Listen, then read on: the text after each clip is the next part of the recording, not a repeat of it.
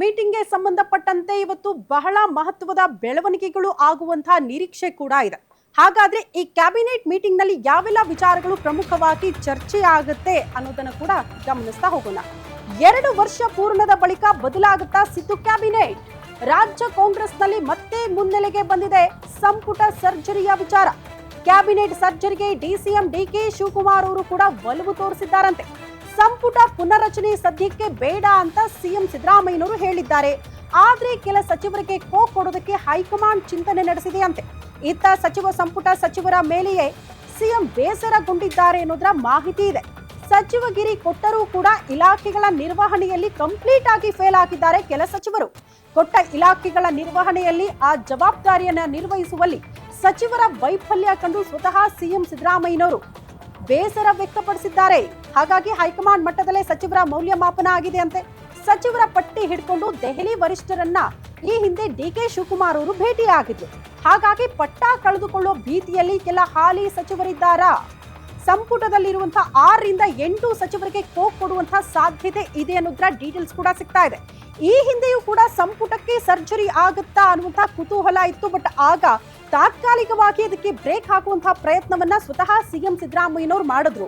ಒಂದ್ ಕಡೆ ಸಿಎಂ ಸಿದ್ದರಾಮಯ್ಯನವರು ಸಂಪುಟ ಸರ್ಜರಿ ಈಗಲೇ ಬೇಡ ಅಂತ ಹೇಳಿದ್ರೆ, ಬಟ್ ಬದಲಾಗಿ ಡಿಸಿಎಂ ಡಿಕೆ ಶಿವಕುಮಾರ್ ಅವರ ಒಲವು ಹೇಗಿತ್ತಂದ್ರೆ, ಇಲ್ಲ ಸಂಪುಟಕ್ಕೆ ಸರ್ಜರಿ ಆಗಲೇಬೇಕು, ಕೆಲ ಸಚಿವರು ಸರಿಯಾಗಿ ಕೆಲಸ ಮಾಡ್ತಾ ಇಲ್ಲ ಅನ್ನುವಂತಹ ವಿಚಾರಕ್ಕೆ ಸಂಬಂಧಪಟ್ಟಂತೆ ಒಂದು ರಿಪೋರ್ಟ್ ಕಾರ್ಡ್ ಅನ್ನ ಹಿಡ್ಕೊಂಡು ಕಾಂಗ್ರೆಸ್ ನಾಯಕರನ್ನ ಅಂದ್ರೆ ಹೈಕಮಾಂಡ್ ಮಟ್ಟದಲ್ಲೇ ಕೆಲ ನಾಯಕರನ್ನ ಭೇಟಿಯಾಗಿ ಆ ರಿಪೋರ್ಟ್ ಕಾರ್ಡ್ ಅನ್ನ ಡಿಕೆ ಶಿವಕುಮಾರ್ ಅವರು ವರಿಷ್ಠರ ಮುಂದೆ ಇಟ್ಟಿದ್ರು.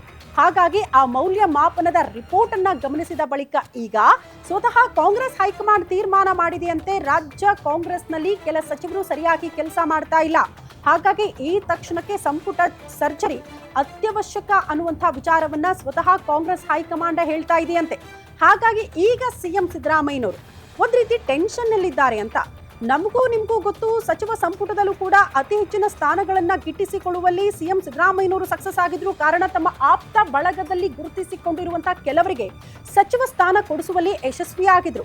ಈಗ ಡಿಕೆ ಶಿವಕುಮಾರ್ ಅವರ ಪ್ಲಾನಿಂಗ್ ಗಳೇನಪ್ಪಾ ಅಂದ್ರೆ, ತಮ್ಮ ಆಪ್ತ ವಲಯದಲ್ಲಿ ಗುರುತಿಸಿಕೊಂಡವರಿಗೆ ಸಚಿವ ಸ್ಥಾನ ಕೊಡಿಸಬೇಕು ಅನ್ನುವಂತಹ ದುಂಬಾಲು ಪ್ಲಾನಿಂಗ್ಗಳು ಕೂಡ ಆಗ್ತಾ ಇದೆಯಂತ. ಹಾಗಾಗಿ ಕಾಂಗ್ರೆಸ್ ಅಧಿಕಾರಕ್ಕೆ ಬಂದಾಗಿನಿಂದಲೂ ಕೂಡ ಈ ಕುರ್ಚಿಯ ಗುದ್ದಾಟ ಇರಬಹುದು, ಒಂದ್ ಕಡೆ ಈ ಸಂಪುಟ ಸರ್ಜರಿಯ ವಿಚಾರಕ್ಕೆ ಇರಬಹುದು, ಅಥವಾ ಯಾರಿಗೆಲ್ಲ ಸಚಿವ ಸ್ಥಾನ ಹಂಚಿಕೆ ಆಗಬೇಕು ಅನ್ನುವಂತಹ ವಿಚಾರ ಇರಬಹುದು, ಎಲ್ಲದಕ್ಕೂ ಸಂಬಂಧಪಟ್ಟಂತೆ ಕೂಡ ಹಗ್ಗ ಜಗ್ಗಾಟ ಆಗ್ತಾ ಇತ್ತು. ಈಗ ಸರ್ಜರಿ ವಿಚಾರಕ್ಕೆ ಸಂಬಂಧಪಟ್ಟಂತೆಯೂ ಕೂಡ ಒಂದಷ್ಟು ಬೆಳವಣಿಗೆಗಳು ಇಬ್ಬರ ಮಧ್ಯೆ ಹಗ್ಗ ಜಗ್ಗಾಟಕ್ಕೆ ಕಾರಣ ಆಗಬಹುದು ಅನ್ನುವಂತಹ ನಿರೀಕ್ಷೆ. ಮತ್ತಷ್ಟು ಡೀಟೇಲ್ಸ್ ಅನ್ನ ಪಡ್ಕೊಳ್ಳೋಣ. ನಮ್ಮ ಪ್ರತಿನಿಧಿ ದುರ್ಗೇಶ್ ನೇರ ಸಂಪರ್ಕದಲ್ಲಿ ಜಾಯಿನ್ ಆಗ್ತಿದ್ದಾರೆ. ದುರ್ಗೇಶ್, ಕಾಂಗ್ರೆಸ್ ಅಧಿಕಾರಕ್ಕೆ ಬಂದಾಗಿನಿಂದಲೂ ಕೂಡ ಸಿಎಂ ವರ್ಸಸ್ ಡಿಸಿಎಂ ಅನ್ನುವಂತಹ ಪರಿಸ್ಥಿತಿ ಕಾಂಗ್ರೆಸ್ ಪಾಳ್ಯದಲ್ಲಿ, ಯಾಕಂದ್ರೆ ಪ್ರತಿಯೊಂದು ಸ್ಥಾನದ ಹಂಚಿಕೆಯಲ್ಲೂ ಕೂಡ ಹಗ್ಗ ಜಗ್ಗಾಟ ಇಬ್ಬರ ಮಧ್ಯೆ ಆಗ್ತಾ ಇತ್ತು. ಸೊ ಈಗ ಸಂಪುಟ ಸರ್ಜರಿಯ ವಿಚಾರಕ್ಕೆ ಸಂಬಂಧಪಟ್ಟಂತೆ ಇಬ್ಬರ ಮಧ್ಯೆ ಹಗ್ಗ ಜಗ್ಗಾಟ ಇದೆಯಾ? ಯಾರ ಕೈ ಮೇಲಾಗಬಹುದು? ಏನ್ ನಿರೀಕ್ಷೆ ಮಾಡಬಹುದು? ಖಂಡಿತ ಶ್ರುತಿ, ಮೇ 20ಕ್ಕೆ ಸರ್ಕಾರ ಬಂದು 2 ವರ್ಷ ಆಗ್ತಿದೆ. ಸಂಭ್ರಮ ಒಂದು ಕಡೆ ಆದರೆ ಸಚಿವ ಸಂಪುಟಕ್ಕೆ ಕತ್ತರಿ ಬೀಳುತ್ತಾ ಸರ್ಜರಿ ಆಗುತ್ತೆ ಅನ್ನೋದು ಕೂಡ ಬಹಳಷ್ಟು ಚರ್ಚೆ ಆಗ್ತಿರುವಂಥದ್ದು. ಈ ಒಂದು ಕ್ಯಾಬಿನೆಟ್ನ ಪುನರ್ರಚನೆ ವಿಚಾರಕ್ಕೆ ಸಂಬಂಧಪಟ್ಟಂತೆ ಡಿಸಿಎಂ ಡಿಕೆ ಶಿವಕುಮಾರ್ ಸಾಕಷ್ಟು ಒಲವನ್ನು ತೋರ್ತಿದ್ದಾರೆ. ತಮ್ಮ ಬಲವನ್ನು ಪಡಿಸ್ಕೊಳ್ಬೇಕು ಅನ್ನೋ ನಿಟ್ಟಿನಲ್ಲಿ ತಮ್ಮ ಬೆಂಬಲಿತ ಶಾಸಕರ ಸಚಿವ ಸಂಪುಟದಲ್ಲಿ ಸೇರಿಸಿಕೊಳ್ಬೇಕು ಅನ್ನುವಂಥ ಕಸರತ್ತನ್ನು ಕಳೆದ 1 ವರ್ಷದಿಂದ ಮಾಡ್ತಿದ್ದಾರೆ. ಆದರೆ ಇಲ್ಲಿಯವರೆಗೂ ಕೂಡ ಸಿಎಂ ಸಿದ್ದರಾಮಯ್ಯ ಈ ಒಂದು ಸಚಿವ ಸಂಪುಟ ವಿಸ್ತರಣೆ ಪುನರ್ರಚನೆಗೆ ಬೇಡ ಅನ್ನುವಂಥ ಮಾತನ್ನು ಹೇಳಿದರು. ಇದಲ್ಲದೆ ಹೈಕಮಾಂಡ್ ನಾಯಕರ ಮುಂದೆ ಕೂಡ ಇದೇ ವಿಚಾರವನ್ನು ಪ್ರಸ್ತಾಪ ಮಾಡಿದರು. ಆದರೆ ಮೊನ್ನೆಯಷ್ಟೇ ಡಿಸಿಎಂ ಡಿಕೆ ಶಿವಕುಮಾರ್ ಕೆಪಿಸಿಸಿ ಕಚೇರಿಯಲ್ಲಿಯೇ ಮತ್ತೆ ಸಚಿವ ಸಂಪುಟ ಪುನರ್ರಚನೆಯ ವಿಚಾರವನ್ನು ಪ್ರಸ್ತಾಪ ಮಾಡಿದ್ದಾರೆ. ಹೀಗಾಗಿ 2 ವರ್ಷ ಪೂರೈಸಿದ ಬೆನ್ನಲ್ಲೇ ಸಚಿವ ಸಂಪುಟ ಪುನರ್ರಚನೆ ಆಗತ್ತಾ, ಸಚಿವ ಸಂಪುಟಕ್ಕೆ ಯಾರೆಲ್ಲ ಶಾಸಕರು ಸೇರ್ತಾರೆ ಅನ್ನೋದು ಕೂಡ ಬಹಳಷ್ಟು ಚರ್ಚೆ ಆಗ್ತಿರುವಂಥದ್ದು.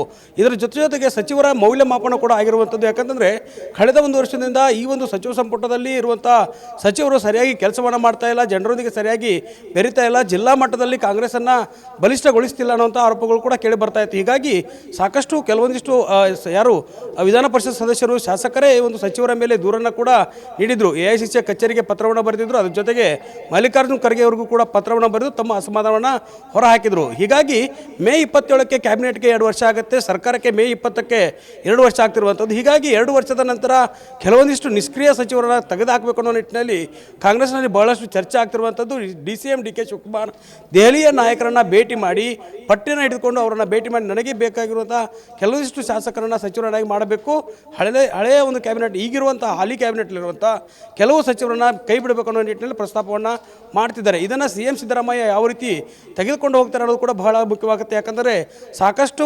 ಸಚಿವರಿರುವಂಥದ್ದು CM ಸಿದ್ದರಾಮಯ್ಯ ಆಪ್ತ ವಲಯ ಇರುವಂಥ ಶಾಸಕರು ಸಚಿವರು. ಹೀಗಾಗಿ ಆ CM ಸಿದ್ದರಾಮಯ್ಯ ಅವರ ವಲಯದಲ್ಲಿರುವಂಥ ಕೆಲವಿಷ್ಟು ನಾಯಕರು ಯಾವ ರೀತಿ ಮುಂದೆ ತಮ್ಮ ಒಂದು ಸಚಿವ ಸ್ಥಾನವನ್ನು ಉಳಿಸ್ಕೊಳ್ಳೋದಕ್ಕೆ ಕಸರತ್ತು ಮಾಡ್ತಾರೆ. ಅದರ ಜೊತೆಗೆ ಸಿದ್ದರಾಮಯ್ಯ ಮತ್ತು DK ಶಿವಕುಮಾರ್ ಮುಂದಿನ ಸಚಿವ ಸಂಪುಟ ಪುನರಚನೆ ಆದರೆ ಯಾರನ್ನೆಲ್ಲ ತೆಗೆದುಕೊಳ್ತಾರೆ ಅನ್ನೋದು ಕೂಡ ಬಹಳಷ್ಟು ಚರ್ಚೆ ಆಗ್ತಿರುವಂಥದ್ದು ಶ್ರುತಿ.